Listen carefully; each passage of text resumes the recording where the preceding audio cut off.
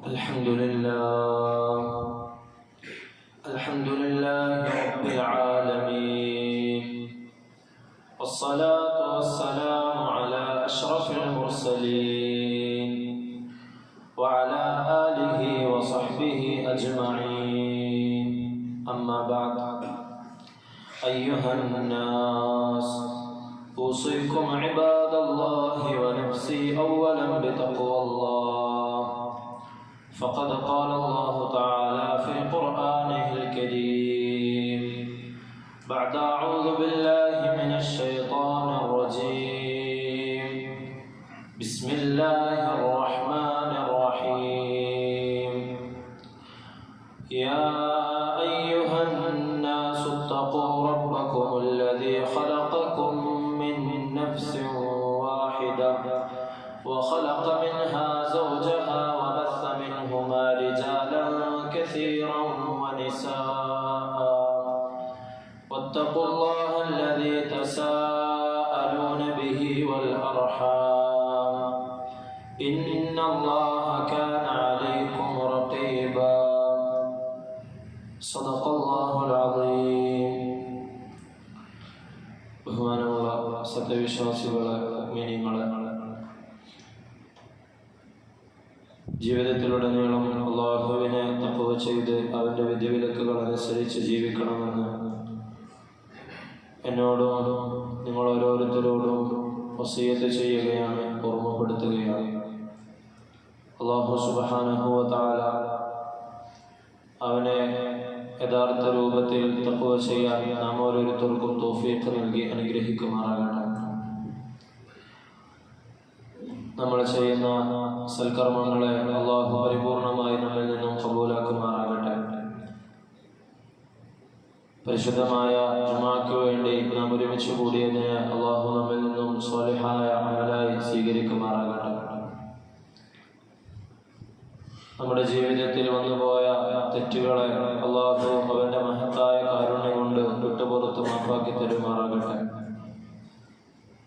ശിഷ്ടജീവിതം അല്ലാഹുവിന്റെ ത്വാഅത്തിനായി അവനിഷ്ടപ്പെട്ട രീതിയിൽ ജീവിക്കുവാനും മരണം ഖൈറാകുന്ന സമയത്ത് കലിമ ഉച്ചരിച്ച് മരിക്കാനുമുള്ള തൗഫീഖ് അല്ലാഹു നാം ഓരോരുത്തർക്കും നൽകി അനുഗ്രഹിക്കുമാറാകട്ടെ. നമ്മളെയും നാമുമായി ബന്ധപ്പെട്ടവരെയും എല്ലാവിധ ഫിത്നകളിൽ നിന്നും ഷർറുകളിൽ നിന്നും അല്ലാഹു കാത്തുരക്ഷിക്കുമാറാകട്ടെ. അസുഖങ്ങളിൽ നിന്നും അപകട മരണങ്ങളിൽ നിന്നും അല്ലാഹു നമ്മളെ കാത്തുരക്ഷിക്കുമാറാകട്ടെ. നമ്മുടെ രോഗികൾക്ക് അല്ലാഹു ആജിലായ മുസ്തമറായ ശിഫ നൽകി അനുഗ്രഹിക്കുമാറാകട്ടെ. നമ്മിൽ നിന്നും മരണപ്പെട്ടു പോയ ആളുകൾ, ബന്ധുമിത്രാദികൾ, മാതാപിതാക്കൾ, അല്ലാഹു അവരുടെ ഖബറിടങ്ങളെ വിശാലമാക്കി കൊടുക്കുമാറാകട്ടെ. ഖബറിലെ എല്ലാവിധ അദാബുകളിൽ നിന്നും അവരെയും നമ്മളെയും അല്ലാഹു കാത്തുരക്ഷിക്കുമാറാകട്ടെ. പ്രിയമുള്ള മുഅ്മിനീങ്ങളെ, ലോകത്തുള്ള എല്ലാ മുസ്ലിങ്ങളും പുതിയ ഒരു വർഷത്തിലേക്ക് കടന്നിരിക്കുകയാണ്. പരിശുദ്ധമായ മുഹറം മാസത്തിന്റെ പ്രത്യേകതയെ സംബന്ധിച്ചും അല്ലാഹുവിന്റെ അടുക്കല് അതിനുള്ള സ്ഥാനത്തെക്കുറിച്ചും അതിൽ നമ്മൾ അനുഷ്ഠിക്കേണ്ട അമലുകൾ, നമ്മൾ ശ്രദ്ധിക്കേണ്ട കാര്യങ്ങൾ, മുഹറം മാസത്തിലെ നോമ്പിന്റെ പ്രത്യേകതകളൊക്കെ നമ്മൾ കഴിഞ്ഞ ആഴ്ച പറയുകയുണ്ടായി. പരിശുദ്ധമായ മുഹറം നമ്മിലേക്ക് കടന്നു വരുമ്പോൾ നമ്മൾ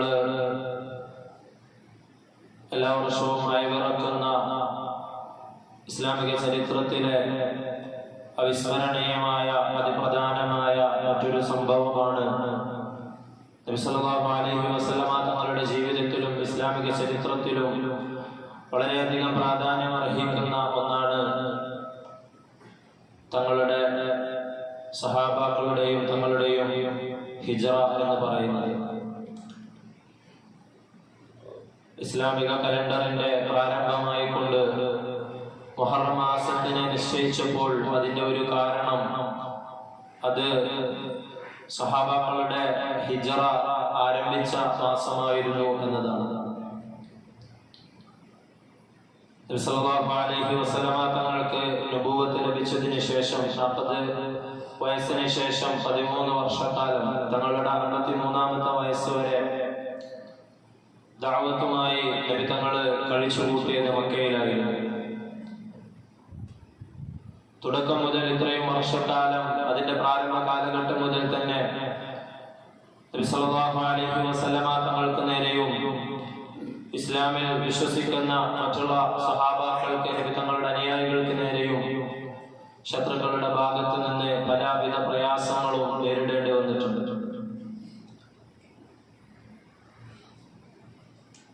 ഈ 13 വർഷക്കാലം കഴിഞ്ഞു കിടക്കുമ്പോൾ ആ പീഡനത്തിന്റെ പാരമ്യതയിൽ അതെത്തിയിരുന്നു. പലവിധ പ്രയാസപ്പെടുത്തലുകളും വിഷമങ്ങളും നബിതങ്ങൾക്കും സഹാബാക്കൾക്കും മക്കക്കാരായ മുശ്രിക്കുകളിൽ നിന്ന് നേരിടേണ്ടി വന്നിരുന്നു. ഇസ്ലാമിനെ സംബന്ധിച്ചിടത്തോളം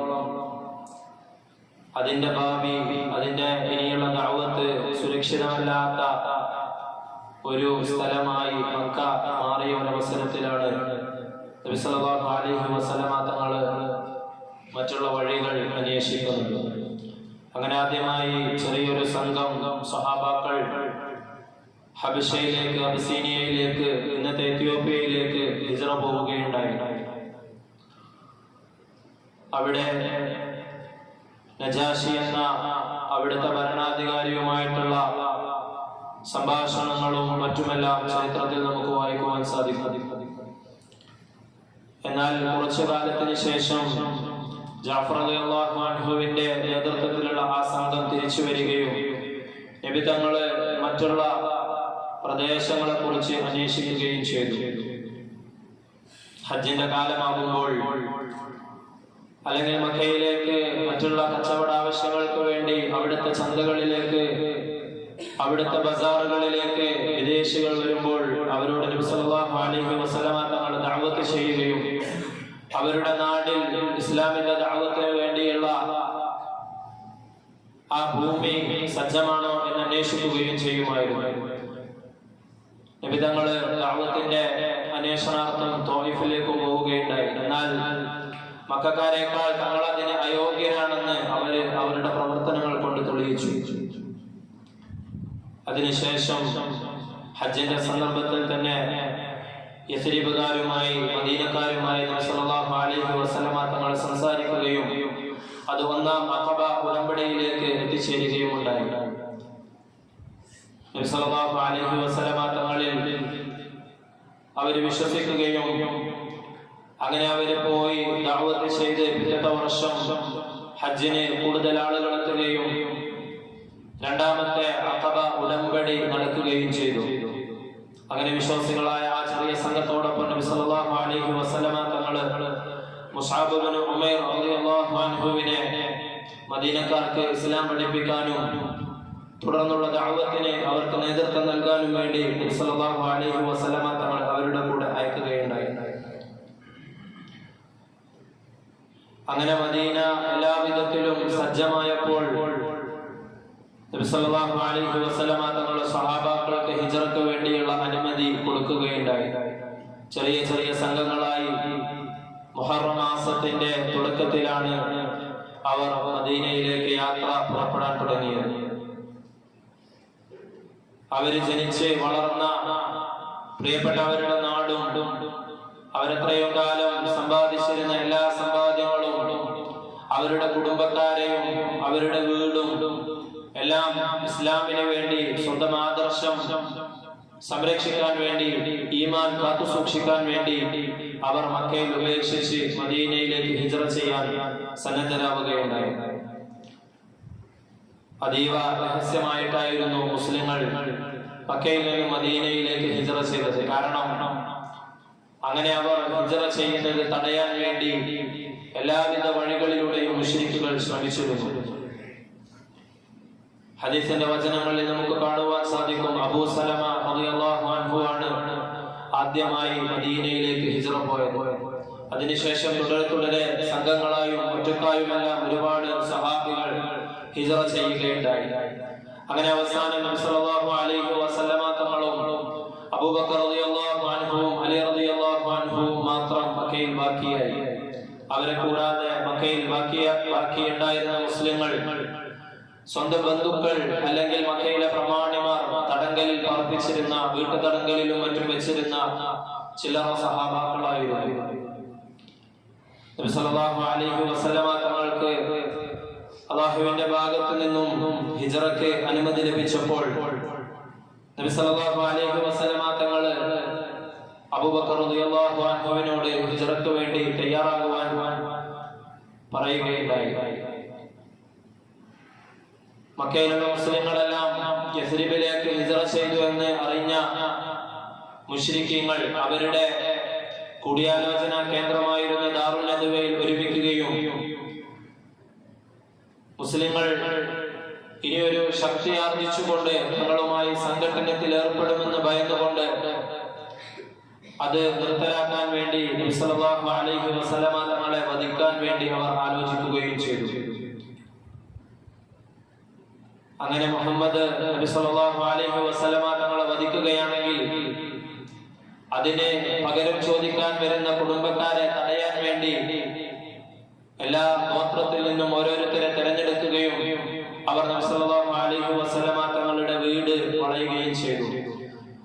എന്നാൽ അല്ലാഹു സുബ്ഹാനഹു വ തആല വഹയിലൂടെ നബി തങ്ങൾക്ക് അതറിയിക്കുകയും നബി സല്ലല്ലാഹു അലൈഹി വസല്ലമ തങ്ങൾ അന്നത്തെ ദിവസം രാത്രി അലി റളിയല്ലാഹു അൻഹുവിനോട് തന്റെ വിരിപ്പിൽ കിടന്നുറങ്ങാൻ കൽപ്പിക്കുകയും മക്കയിലെ ആളുകൾ നബി സല്ലല്ലാഹു അലൈഹി വസല്ലമ തങ്ങളെ അമാനത്തായി വിശ്വസ്തയോടുകൂടി ഏൽപ്പിച്ചിരുന്ന കാര്യങ്ങൾ ആ വസ്തുക്കളെല്ലാം അതിന്റെ ഉടമകൾക്ക് തിരിച്ചു കൊടുക്കാൻ വേണ്ടി അലി റളിയല്ലാഹു അൻഹുവിനെ ചുമതലപ്പെടുത്തുകയും നബി സല്ലല്ലാഹു അലൈഹി വസല്ലമ തങ്ങൾ അന്നത്തെ രാത്രി സൂറത്ത് യാസീനിലെ ഏതാനും വചനങ്ങൾ ഓതിക്കൊണ്ട് ഒരു പിടി മണ്ണ് വാരി എറിഞ്ഞതിന് ശേഷം അവരുടെ ഇടയിലൂടെ നബി തങ്ങൾ നടന്നു പോവുകയുണ്ടായി. അബൂബക്കർ റളിയല്ലാഹു അൻഹുവിന്റെ വീട്ടിലേക്ക് ആദ്യമായി നബി സല്ലല്ലാഹു അലൈഹി വസല്ലമ തങ്ങൾ പോവുകയുണ്ടായി. സൂറത്ത് യാസീനിൽ അല്ലാഹു സുബ്ഹാനഹു വ തആല പറയുന്നുണ്ട് ഫഅശൈനാഹും ഫഹും ലാ യുബ്സിറൂൻ. അല്ലാഹു സുബ്ഹാനഹു വ തആല അവരുടെ കണ്ണുകളെ അവരുടെ കാഴ്ചകളെ മൂടിക്കളയുകയുണ്ടായി. അങ്ങനെ അബൂബക്കർ റളിയല്ലാഹു അൻഹു മുന്നേ നബി തങ്ങളുടെ നിർദ്ദേശം കിട്ടിയിരുന്നതിനാൽ ഹിജ്റയ്ക്ക് വേണ്ടിയുള്ള എല്ലാവിധ വസ്തുക്കളും തയ്യാറാക്കി വെച്ചിരുന്നു. അബൂബക്കർ റളിയല്ലാഹു അൻഹുവിന്റെ മകളായിരുന്ന അസ്മാ ബീവി റളിയല്ലാഹു അൻഹ അവർക്ക് ഭക്ഷണം പൊതിയാനായി അവരുടെ വസ്ത്രം അല്ലെങ്കിൽ അവരുടെ തട്ടം രണ്ടായി കീറുകയും അതൊരു സഞ്ചി പോലെയാക്കി അവർക്ക് വേണ്ടിയുള്ള ഭക്ഷണം അതിൽ പൊതിയുകയും ചെയ്തു. അങ്ങനെയാണ് അവർക്ക് രണ്ട് പട്ടത്തിന്റെ ഉടമ അല്ലെങ്കിൽ രണ്ട് ചട്ടകളുടെ ഉടമ, രണ്ട് വസ്ത്രത്തിന്റെ ഉടമ എന്നെല്ലാമുള്ള പേര് അവർക്ക് ലഭിക്കുന്നത്. ഉടനെ തന്നെ മദീനയിലേക്ക് പുറപ്പെടുകയാണെങ്കിൽ മക്ക മുശ്രിക്കീങ്ങൾ തങ്ങളെ പിടികൂടുമെന്ന് ഉറപ്പുള്ളതിനാൽ നബി സല്ലല്ലാഹു അലൈഹി വസല്ലമ തങ്ങളും അബൂബക്കർ റളിയല്ലാഹു അൻഹുവും അവരുടെ യാത്ര ബന്ധിപ്പിച്ചു. അവർ മക്കയിലെ പ്രാന്തപ്രദേശത്തുള്ള സൗർ ഗുഹയിൽ 3 ദിവസം താമസിക്കുകയും അതിനുശേഷം യാത്ര തുടരുകയും ചെയ്തു. നബി സല്ലല്ലാഹു അലൈഹി വസല്ലമ തങ്ങളെ വധിക്കാനിരുന്ന ശത്രുക്കൾ നബി തങ്ങൾ അവിടെ നിന്നും പോയിട്ടുണ്ടെന്ന് മനസ്സിലാക്കിയപ്പോൾ നബി തങ്ങളെ പിടികൂടുകയും മക്കക്കാർക്ക് ഏൽപ്പിക്കുകയും ചെയ്യുന്ന ആളുകൾക്ക് 100 ഒട്ടകം പ്രതിഫലമായി പ്രഖ്യാപിക്കുകയുണ്ടായി. ആ പ്രതിഫലം, ആ ഇനാം കരസ്ഥമാക്കാൻ വേണ്ടി മക്കയിലുള്ള ആളുകളെല്ലാം നബി സല്ലല്ലാഹു അലൈഹി വസല്ലമ തങ്ങളെ തിരഞ്ഞ് ഇറങ്ങുകയുണ്ടായി.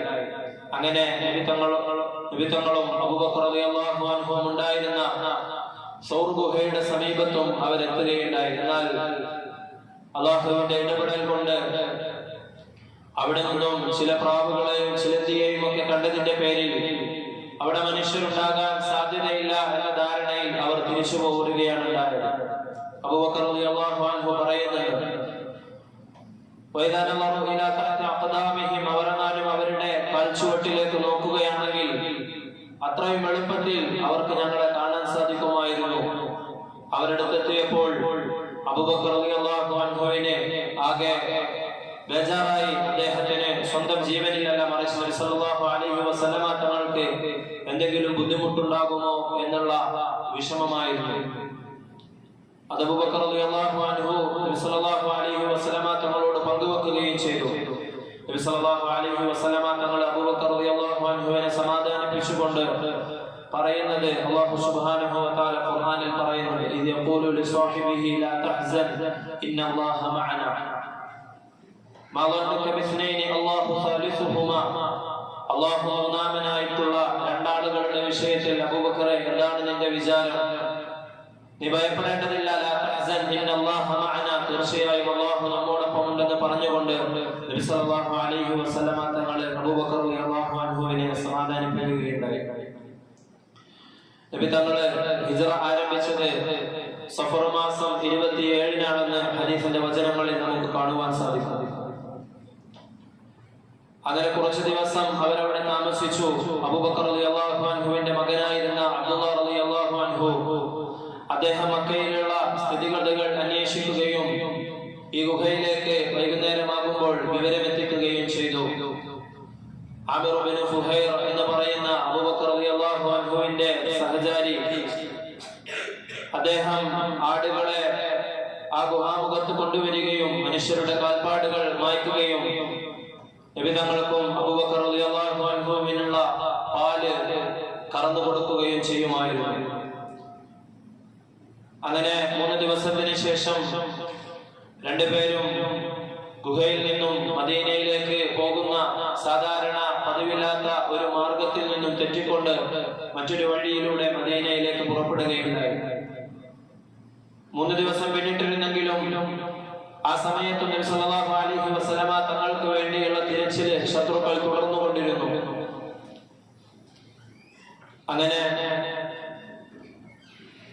സുറാഖത്ത് ബിൻ മാലിക് എന്ന് പറയുന്ന റളിയല്ലാഹു അൻഹു അദ്ദേഹം പിന്നീട് ഇസ്ലാം സ്വീകരിക്കുകയുണ്ടായി. അദ്ദേഹം അവരെ കണ്ടെത്തുകയും എന്നാൽ നബി സല്ലല്ലാഹു അലൈഹി വസല്ലമ തങ്ങളിലേക്ക് എത്തുന്നതിന് മുമ്പ് അദ്ദേഹത്തിന്റെ വാഹനം ഒന്നുകിൽ കുതിര അല്ലെങ്കിൽ ഒട്ടകം അതിന്റെ കാൽപാദം മണ്ണിലാണ്ട് പോവുകയും അദ്ദേഹം അതിനെ പുറത്തു നിന്ന് തെറിച്ചു വീഴുകയും ചെയ്തുകൊണ്ടിരുന്നു. ഇങ്ങനെ പലവട്ടം ആവർത്തിച്ചപ്പോൾ അദ്ദേഹം നബി സല്ലല്ലാഹു അലൈഹി വസല്ലമ തങ്ങളോട് ഉച്ചത്തിൽ വിളിച്ചുകൊണ്ട് സഹായം ചോദിച്ചു.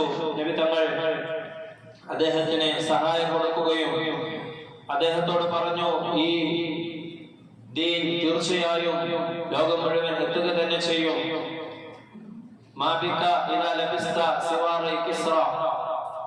കിസ്റയുടെ 2 വളകൾ നിന്നെ ധരിപ്പിക്കപ്പെടുമ്പോൾ എങ്ങനെയുണ്ടാകുമെന്ന് അദ്ദേഹത്തോട് നബി സല്ലല്ലാഹു അലൈഹി വസല്ലമ തങ്ങൾ ചോദിച്ചു. അത്ഭുതത്തോടുകൂടി സുറാഖ തിരിച്ചു ചോദിക്കുന്നുണ്ട്, കിസ്റ ബിൻ ഹുർമുസ്, പേർഷ്യയുടെ ഭരണാധികാരിയായ കിസ്റ ബിൻ ഹുർമുസിന്റെ സ്വർണ്ണ വളകളെയാണോ നിങ്ങൾ ഉദ്ദേശിക്കുന്നത്? നബി സല്ലല്ലാഹു അലൈഹി വസല്ലമ തങ്ങൾ പറഞ്ഞു, അതെ, അത് നിനക്ക് ധരിപ്പിക്കപ്പെടുമെന്ന് അദ്ദേഹത്തിനോടൊന്ന് വാക്ക് പറയുകയുണ്ടായി.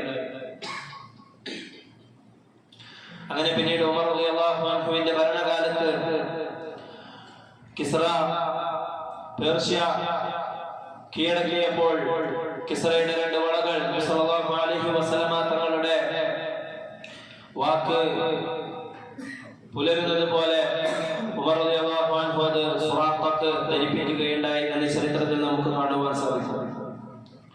നബി സല്ലല്ലാഹു അലൈഹി വസല്ലമ തങ്ങൾ മക്കയിൽ നിന്ന് പുറപ്പെട്ട വിവരം മദീനയിൽ ഹിജ്റ ചെയ്തെത്തിയ മുഹാജിറുകളും അവിടെ ഉണ്ടായിരുന്ന അൻസാരികളും അറിഞ്ഞിരുന്നു. അങ്ങനെ നബി തങ്ങളെ സ്വീകരിക്കാനായി ആ വാർത്ത അറിഞ്ഞതു മുതൽ എല്ലാ ദിവസവും അവർ മദീനയുടെ കവാടത്തിൽ വരികയും മക്കയിലേക്കുള്ള പാതയിലേക്ക് നോക്കിയിരിക്കുകയും ചെയ്യുമായിരുന്നു. സൂര്യന്റെ ചൂട് കൂടുന്നത് വരെയും ഇത് തുടരുകയും പിന്നീട് അവർ തിരിച്ചു പോവുകയും ചെയ്യുമായിരുന്നു.